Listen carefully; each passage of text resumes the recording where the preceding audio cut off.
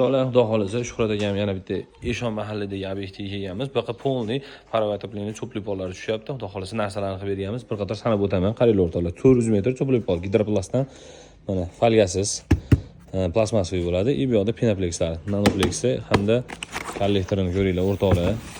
Nerodan nержавейка ichi latunoy bo'ladi. Sifati yaxshi. Har doim maqtayman.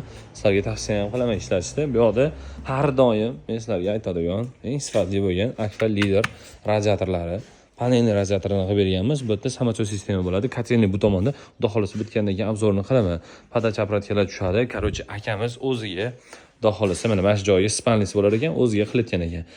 Перегородка qilib bitta rakvina, bitta spanli bo'ladi. Bu yoqqa bitta panelli radiator, bu yoqda детский akalar. Bu yoqqa ham xuddi shuni bitta panelli radiator, bu yoqda перегородка hamda bu yoqda mehmonxona bo'ladi. Bu yoqqa ham bitta panelli radiator o'rnatiladi. Xudo xolasa o'rnatilayotganda montaj jarayonlarini videosini olib qo'yishga harakat qilaman. Jiyalar, sizlar ungacha like bosib, kommentarlarni banglatib tursanglar, montaj jarayonlaridan bitta bosib olamiz. Xudo xolasa cho'pli polni ham cho'tcha qilib videosini olib beramiz.